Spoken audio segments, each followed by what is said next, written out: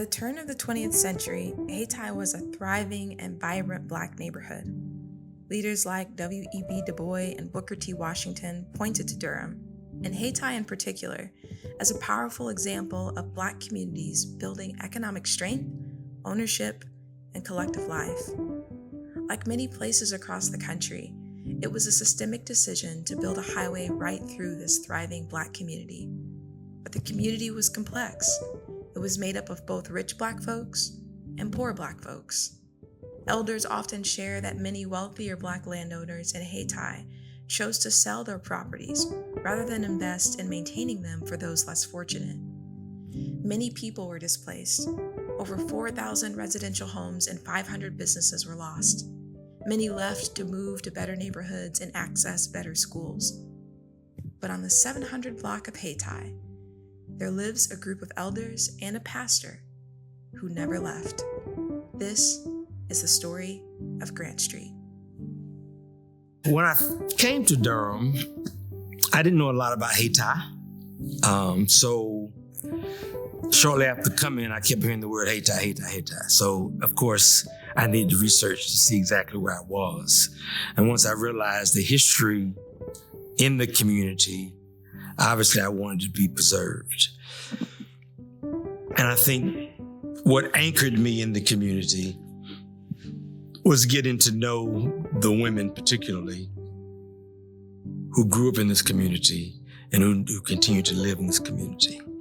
And so I wanted to hear their voices and to hear their hopes for this community, as well as hear their frustrations.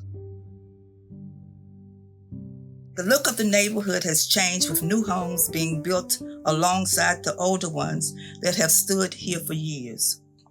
Seeing the old and the new together makes me imagine how both can come together to create a renewed Grant Street, one that still holds the same identity, rooted in closeness, pride, and love for one's neighbor. You're talking to Brenda McCoy Bradshaw. Well, I have been in Durham for 80 years. I have been in this house for 80 years. I went to middle school in Durham. I went to high school in Durham. And I attended North Carolina Central University. I'm Vivian Dolores Gunn, and we always stayed somewhere near Grant Street where we are today. My grandparents raised me. This community has been a community of love, respect, and honor. Durham is my home because I've never been anywhere else but Durham. And it has been a place, it's different. Durham is friendly. Durham is friendly. You don't meet a stranger. It's not like if you go up north. You go up north, people don't speak to you. But in Durham, everybody speaks with you. My name is Diane McCoy Merritt. Well, Durham is where I grew up. I used to go see my mother when I was younger. She lived in New York, but I decided I wanted to live in Durham, and I lived with my grandmother all my life. Here, this is home place where we're sitting now. We sit on the porch. They come by, we wave. We see new people all the time. This porch has been a community porch. Everybody comes on this porch and we talk about what's going on in the news. We talk about what's happening in the families. But it's just something that Durham is. Durham is a friendly place. Every house had kids in it. One house had 12 kids. One house had 2 kids. One house had 3 kids. It was like a home. You went to everybody's house. There was nobody's house in Durham on this block that we didn't go to. And everybody knew everybody. We loved Durham. We even had a branch down where everybody would meet in the branch. It was fun. It was really fun going down there. Vivian, my sister, she was home. She was homebody, but she would stay home. She was a girly girl. Of course, I didn't play because I didn't want to get dirty down there, so I would just go and look. Sometimes we call it the branch, sometimes we call it the creek. So it's just a place. It was a place for learning, and you learn well. You learned about life, you learned about animals, you learned about science, trees. You just learned a lot. You learned about friendship and camaraderie because you had to go down there with your friends and you had to get along because you had to come back because you're coming back the next day, so you couldn't stay mad with each other. But it was a place of learning and happiness for the kids in the community. I'm connected because our family still lives on Hickory. And as far as for Grant Street, our families knew one another because we're still some of the original families that still live in this neighborhood. It wasn't no cell phone or none of that there. We had to use our own imagination to, have fun. Mm-hmm. And we really had fun, entertainment fun. I'm the only child, so I had to make my own fun and friends. So I wasn't lacking anything, We had neighbors that had pear trees, apple trees. We had a grapevine, and when they were ripe, the neighbors would tell you to come and get them. We had Mr. George Washington Harris that lived up the street. When he died, he was 109 years old. He was a slave that come from Lewisburg. His parents died. They were slaves, and it was himself and his brother, and his brother wanted him to do better. Mr. Harris moved to Durham, and he married. He had 15 kids, and he lived up the street, and he would always talk about what he did as a slave. When he died, he was 109 years old. Up the street, we had a Mr. Allen. Mr. Allen was a carpenter, and he built his own house. On his house, he had a balcony, and we would go up there and stand on that balcony, and we could see all the way downtown. We would stand up there when they would have games. You could hear it. You could see the ballpark. You could see downtown. But then they tore that house down. They had stained glass windows in it, and they tore it down. Then we found out later that they were going to make it. They were going to make the house a historical house, but they had tore it down.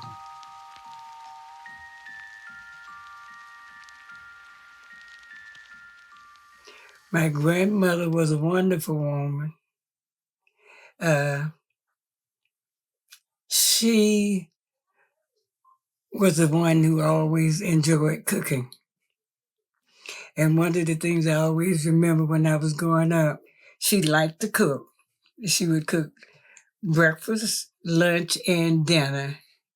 And she was always happy to cook, and I couldn't understand that. But she was cooking for the family because she loved us. I realized that as I got older. And one thing, like I said about her, she liked to cook. So what she would do from time to time, she would cook these good meals, and you always could smell the aroma of her food. If you're coming from school and you get near her house, you knew you had a meal. You knew you had a meal. My grandfather was a factory worker, and he worked extremely hard. And he was a well-dressed man. People respected him. He was a good person. He taught us right from wrong. So there was not a whole lot of discipline because we knew what we needed to do. He was one of those men that were tedious, in particular about the way he looked. And he had these nice Stetson hats and these nice shoes and all these suits that he would wear, and they would be pressed to a T. And he always looked good.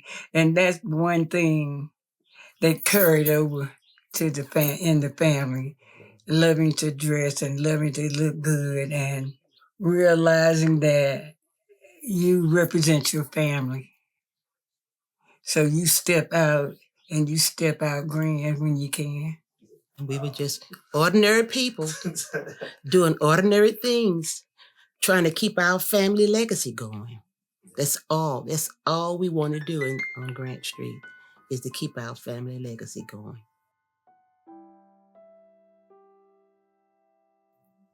Well, one of the things on this street back in the day, it wasn't but like 2 people had a car, and and we had to do, Uncle Roosevelt, Diane's grandfather, and Uncle Marvin had cars, and they would take us to church, or sometimes school. A lot of times we had to go to the grocery store. When we had to go to the grocery store, change stores, we had to walk. And we go through the white section of town, come back, with bags, carrying our bags ourselves, So it was a difficult time, but then we still had fun because we were young and we didn't know all the experiences and our family members had to go through to just survive. Durham, this street was a family until urban renewal came through. When urban renewal came through, it washed out every block, the 600 block and the 500 block, but it didn't get the 700 block. And that meant that we had to communicate to our families about what happened up the street. All our friends were gone. We were just left down here by ourselves. So we had to learn how to keep our community going. We would talk about what we were going to do to make sure that our parents, our grandparents' homes would stay here. Like I said, because this was our heritage. My grandparents bought this house, and when they died, it was left to me. So I'm here. The next house was my cousin's house. Her parents died, and she's there. The next house was Miss Harris' house. She died and left it to her grandson. So everybody on this street that are living now are living in their grandparents' home. When I was growing up, it was Fayetteville Street Projects that was right up the street. And urban renewal came and they tore down the projects. I had met a lot of friends that lived up on Fayetteville Street.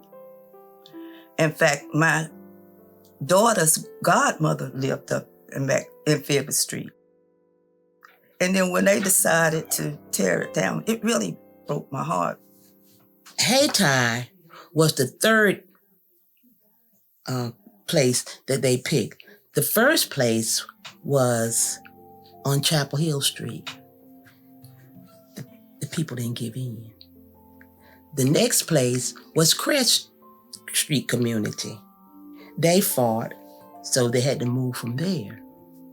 The next place was Hayti. And the older people, they fought. But it's something when you trust your own people. And our own people told us, what they're going to do when they tear it down, they're going to bring houses back in here for the people that lost their homes to come back to. As you can see, it never happened. We had one man, Mr. White. Mr. White moved in with his son. Mr. White walked from Massey Avenue twice a day. He would come up at lunchtime, 12 noon, to see if when they're going to put the houses back. He would come again at dinner time to put the houses back. When he started walking, he was old, but he was able to walk. Mr. White walked so long that he would come up with a cane. He would do it twice a day, walk back and forth from Grant Street to Massey, from Grant Street to Massey. Then it got so bad that his son would bring him. He came back, waiting for them to put those homes there where he could come back to where he lived. Mr. White died of a broken heart. It was never done. This is why this community is fighting. We're fighting for our legacy. This is where our family was raised here. Our heritage go back 100 years. We had our great-grandfather lived here. We're going to keep our legacy going. We're not going to let anybody come in here and tear us down. It's been a struggle. It's been a long struggle. But it's only a few of us now. But we're going to keep fighting. Pastor Laney and a lot of ministers talked about Grant Street. And while they were speaking about Grant Street, it let me know that Grant Street really meant something to the neighborhood.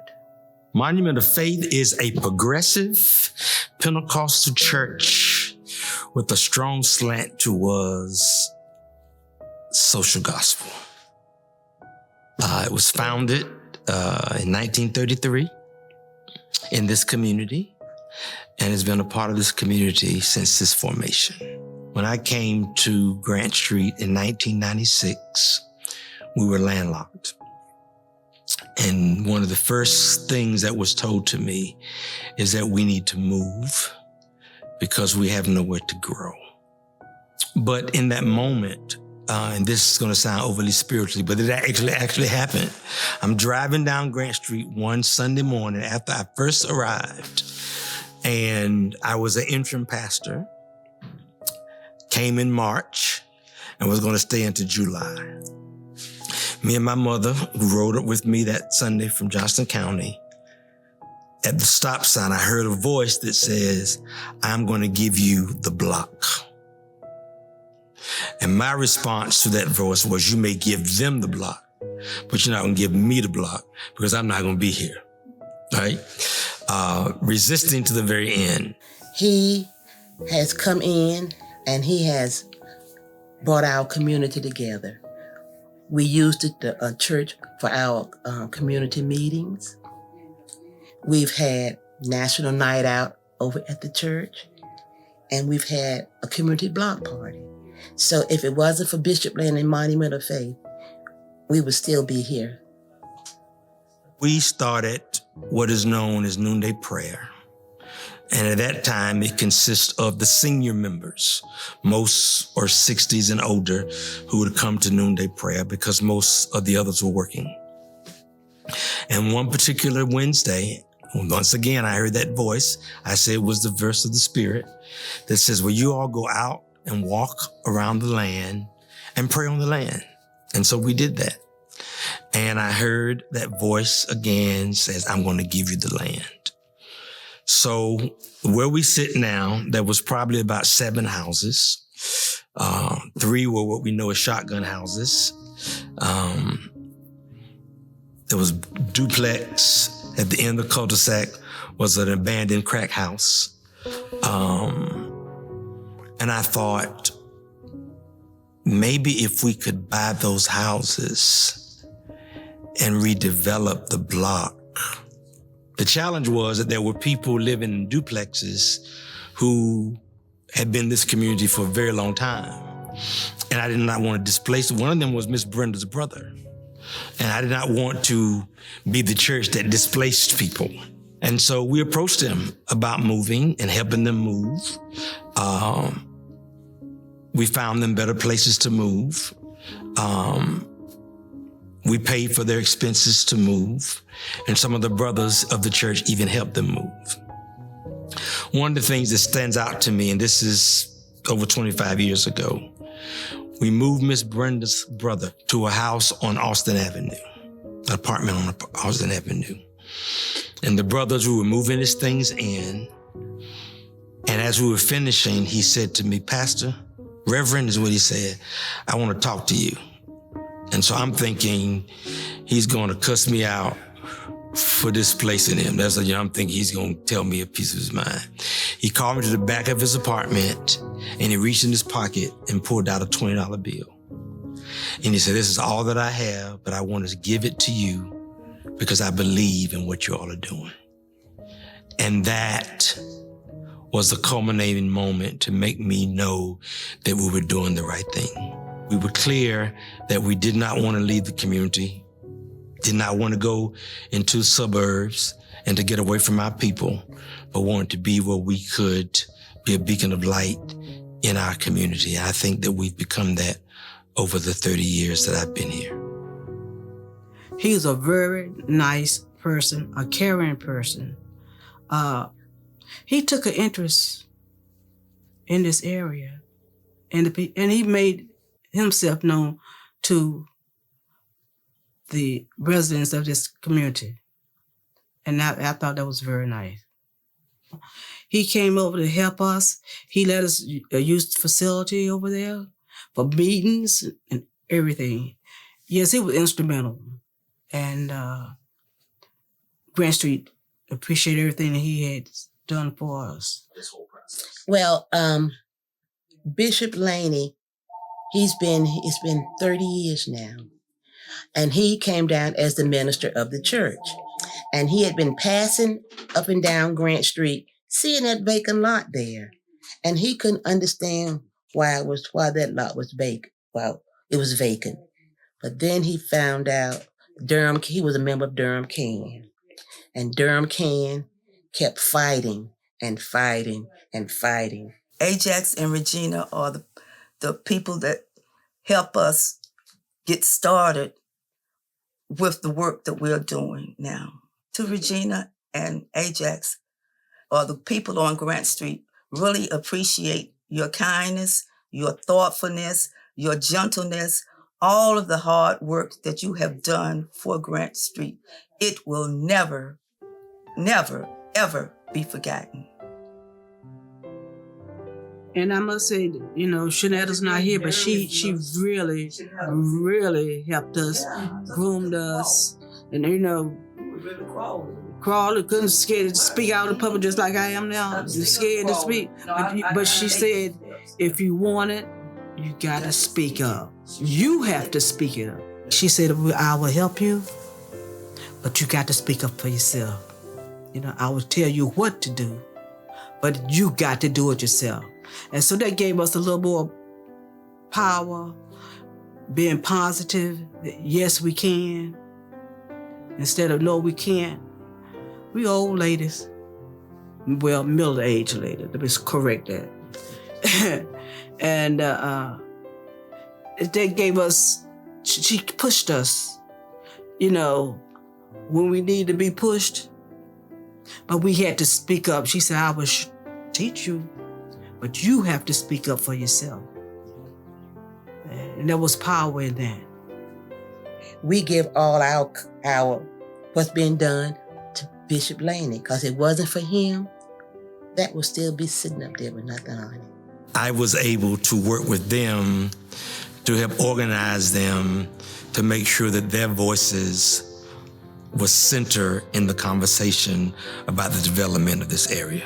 The strength of the community, I tell you what, the strength of the community to me is when we rallied together as a Grant Street team, started in 2017, and we met at Monument of Faith. And at that meeting, we discussed various issues that going on in the community. So at this meeting, City Manager Bonfield, the chief of police and other people were at the meeting, important people at the meeting. And in the end, what we actually ended up doing, finding that there was land in this area. And it was my sister who pointed that issue out when they were talking. And Mr. Bonfield had my sister had his secretary to check it out to see if she was correct about the extra land in the community. And sure enough, she was right. And they found out that we were determined to keep our neighborhood going. We expressed to them that our neighborhood has been neglected. They've torn down all the houses and they just left them there.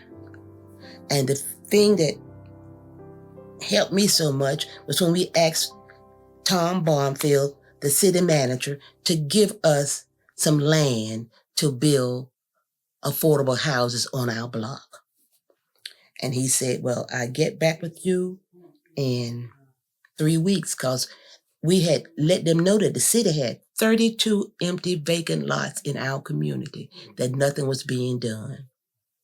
And he came back in 3 weeks, like he said, and he said that he was going to give us 702, 704, and 917 Grant Street to build affordable housing on.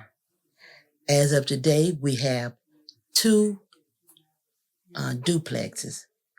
And this is something that we had been praying for that we could get some more neighbors in our community. So that let us, they found out that we were old down here, but we weren't giving up. The majority of people on this street is 65 and up. And we can't do like we used to, but we fought for that.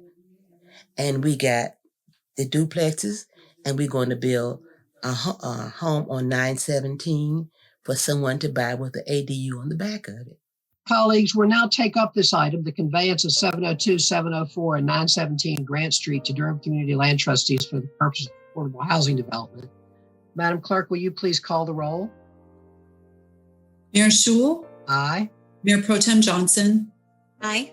Councilmember Caballero? Aye. Councilmember Freelon? Aye. Councilmember Freeman? Aye. Councilmember Middleton? I vote aye. Councilmember Reese? Aye. Thank you. Thank you, Madam Clerk. The ayes have it, and the motion passes unanimously. So that was something when he came back and said, we're going to give you this land, that let me know that our street was going to be put back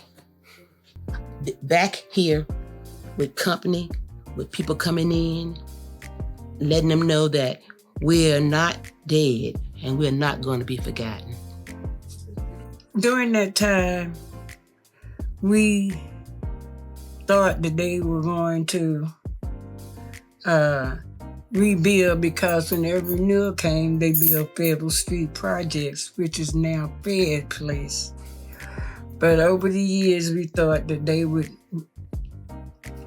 renovate that area and rebuild, but it has taken over probably 30 years now to have done anything. And we as members of Grant Street worked really hard, going to different meetings, meeting with different people, discussing our issues and what was going on. And like I remember at one time at one of the meetings we had, I had spoke on Fed Place. That's the Fed Place. And I had said, at the rate things were going, I just knew I would be dead before anything would be built on that spot at Fed Place. But surprisingly enough, we as a team from Grant Street went to a city council meeting not long ago, and they approved land for Durham Housing Authority to start phase 1 of the project at Fed Place. as of this year, they're going to start building a senior citizen complex and affordable housing complexes. It's going to be 500 and some units, and they're going to build some individual townhomes to buy. So that let them, we found out now that Grant Street hadn't been forgotten, will not be forgotten. It's only 5 of us, and we'll still fight it. We're going to fight to the end. Madam Clerk, please open the vote. Please close the vote. And the motion passes unanimously. Durham City Council members unanimously voted to approve a $44 million bond to fund the Villages of Hayti, a major revitalization project in the Hayti district. The project, also known as Fayette Place, will bring mixed-income, affordable housing and retail space to 20 acres along Merrick Street. And I'm thankful to God, and I'm thankful to DCLT. I'm thankful to all the people who were instrumental in making this come to life. And I'm thankful to God that I am alive to see it. On my heart right now is love, being appreciated, finally coming to a point where I began to realize that my weak voice, our voices, meant something to the people that lives in Durham.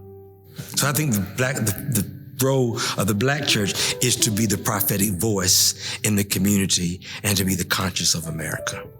I would like for the legacy of Monument of Faith to be that of justice, radical inclusion, and love.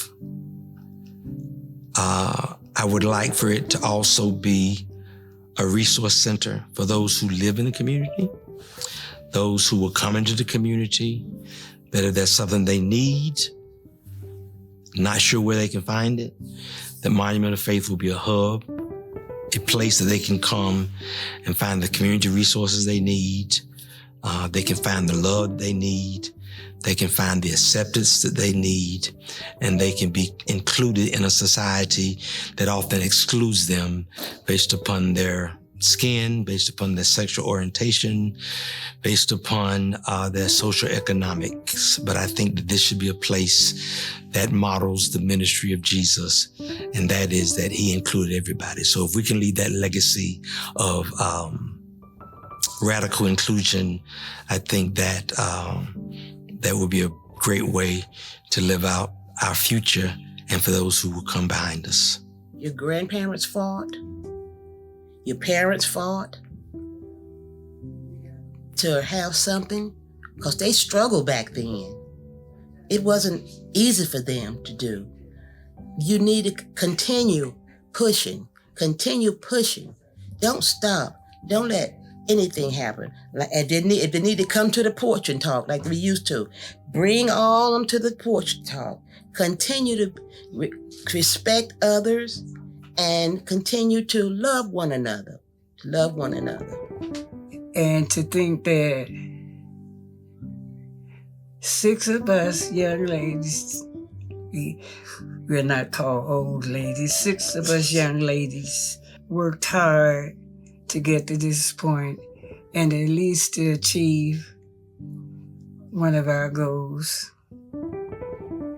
That's only one of our goals, but we as a team have achieved additional things.